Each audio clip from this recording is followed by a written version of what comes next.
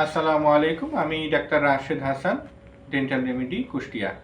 আজকে আমি কথা বলবো একটি অতি কমন প্রবলেম, যে কমন প্রবলেমটা মাঝে মধ্যেই রোগীরা আমাদের কাছে আসে এবং আলাপ করে। সেটা হলো যে আমার দাঁত ব্যথা হচ্ছে, খুবই মৃদু, এটা অনেক দিন ধরে হচ্ছে এবং এটা কন্টিনিউয়াস হচ্ছে, সব সময় একই রকম থাকে, কিন্তু ব্যথাটা মৃদু। আমরা এই সব ক্ষেত্রে যত মানুষ দেখেছি, সবাইকে যখন আমরা এক্সামিনেশনে নেই তখন দেখি ম্যাক্সিমাম ক্ষেত্রে মানুষের মুখে প্লাক এবং ক্যালকুলাস প্রচুর পরিমাণে। এর কারণ কি? কারণ হলো ঠিক মতো ব্রাশ না করা, অথবা খাবার পরে কুলি না করা, খাওয়ার পরে মুখে খাবার লেগে থাকা। এবং এই যে আমরা আমাদের যে অযত্নটা করছি, ঠিকমতো খেয়াল করছি না, আমরা সচেতন হচ্ছি না, এজন্য এই অবস্থাটা বজায় থাকার কারণে দীর্ঘদিন ধরে যখনই বজায় থাকবে এখান থেকে ক্যালকুলাস তৈরি হবে। আর যখনই ক্যালকুলাসের পর্যায়ে চলে যাবে বা প্লাকের একটা বেশি সমস্যা তৈরি হবে, তখন কিন্তু অনেকেই ফিল করেন যে আমার দাঁতে ব্যথা হচ্ছে এবং ব্যথাটা বেশ মৃদু, কিন্তু সব সময় হচ্ছে। জিনিসটা আমাদের মানসিকতাকে ডাইভার্ট করে নিয়ে যায়, ওই ব্যথাটার দিকে আমরা কেন্দ্রীভূত করি, আমরা ঠিকমতো কাজ করতে পারি না। তো এই যে সমস্যাটা, এই সমস্যাটার মূল কারণ কিন্তু তাহলে দাঁড়াচ্ছে প্লাক এবং ক্যালকুলাস। এক্ষেত্রে আমরা কি করি?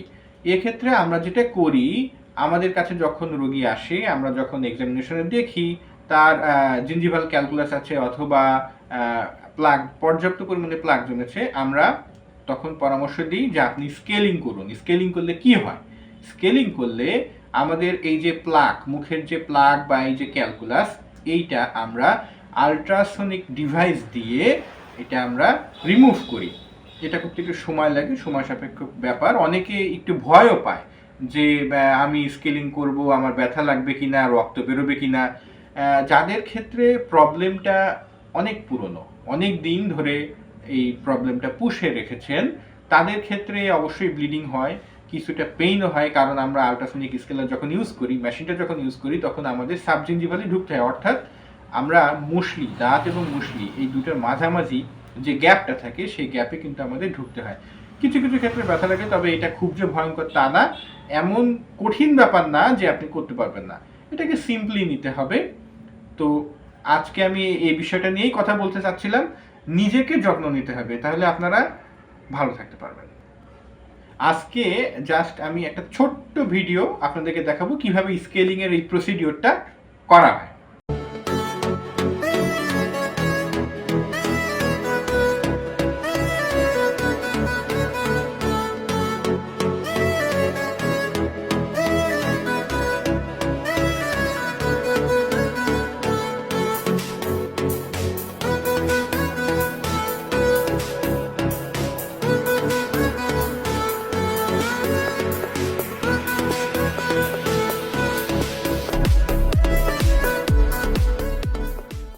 আমার এই ভিডিওটি শেষ পর্যন্ত দেখার জন্য ধন্যবাদ।